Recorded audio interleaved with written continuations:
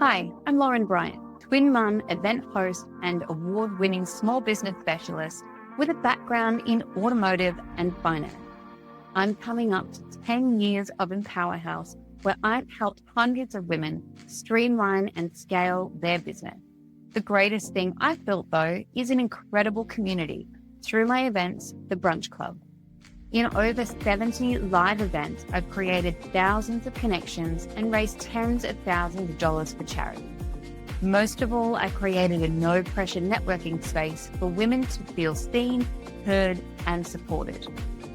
This podcast is an extension of that, where I can share what I've learned, bring amazing speakers to share their story, and keep living the Empower House values: community, empowerment, and education. If you are an ambitious woman in business, welcome. This is for you.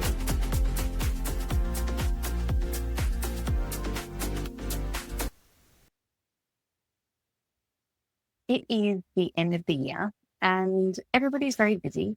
And I thought I would share with you the things that I do to wrap up my year. I'm sure you have your own processes and systems, but this is what works for me. I do have a couple additional because I've got a couple of additional people to think about these days.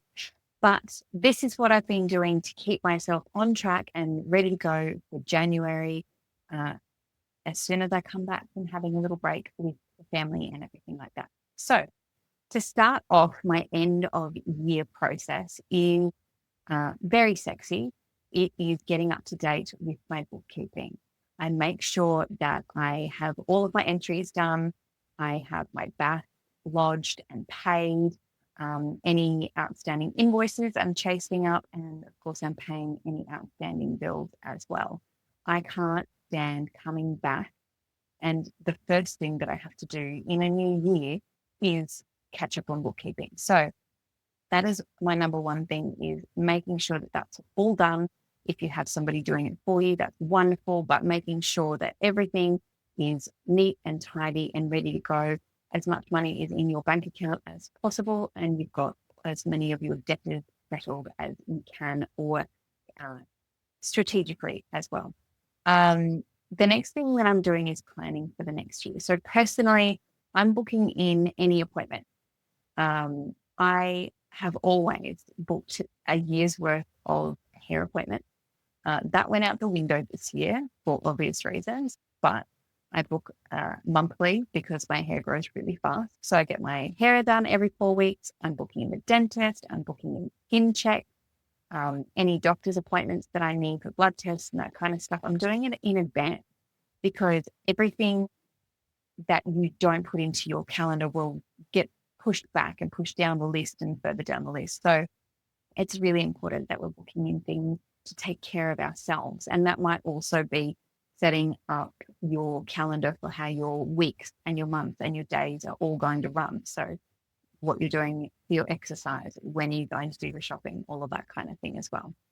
I'm also booking time off. So you can jump onto things like What If or Trivago or whatever that looks like and book time off. If it doesn't go in your calendar and you've gotten to the end of this year again and you said, where was all the time that I was going to take off? I planned on having 3 or 4 little holidays through the year to keep me fresh and energized and ready to go. Well, take the time, book it into your calendar now, and book accommodation somewhere so that you have it in there. And if it needs to be moved around, fine.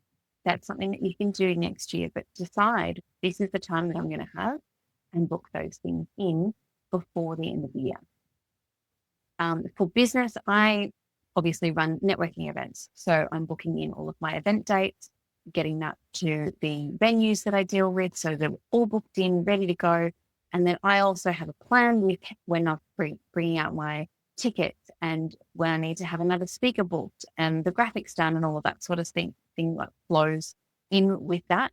I'm setting goals in line with my big picture for my business as well. And then I'm breaking those down into quarterly and then again into weekly KPIs for the first 90 days. And then when I get to the end of that, then I'll set the next 90 and the next 90.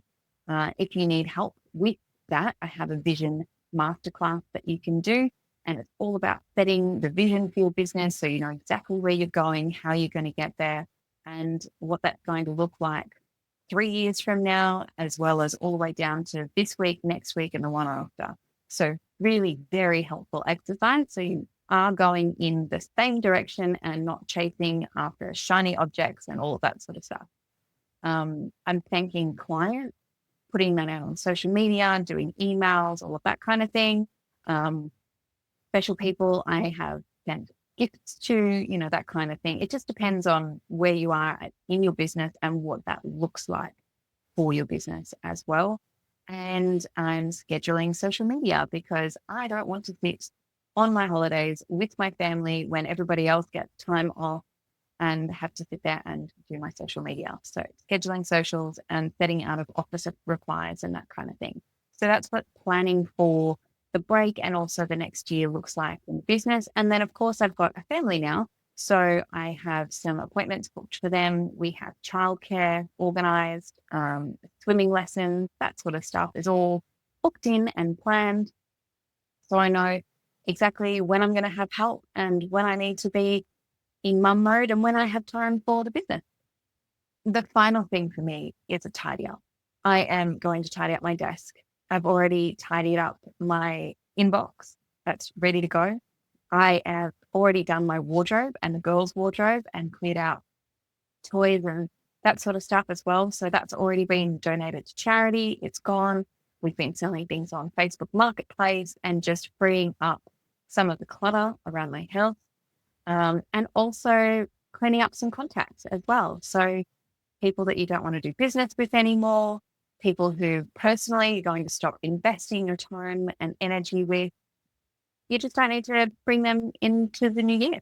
As far as I'm concerned, that's a big weight off my shoulders, and I highly recommend it because you get to decide what your life looks like next year. So finishing up with a tidy up your space, get rid of any clutter, and just say goodbye with love to anyone at any situations that don't serve you for the new year, for the person who you are growing into, because you get to act like that person today.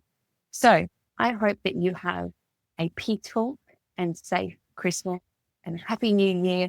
And I really look forward to having you back here with me again next year. Thank you for supporting my podcast. Thank you for supporting my business. Come and follow me on social media. I would love to connect with you. Tell me how your year has been and what you're looking forward to for 2026.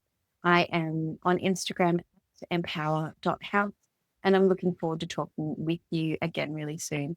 Take care. I'll see you soon. Thank you so much for joining me on the podcast today. I hope you loved this episode. If you did, please remember to share it with somebody else who you think will enjoy it too. I would love it if you leave a review, which helps me reach more people just like you. And don't forget to come and join me on Instagram at empower.house. Thank you, darling.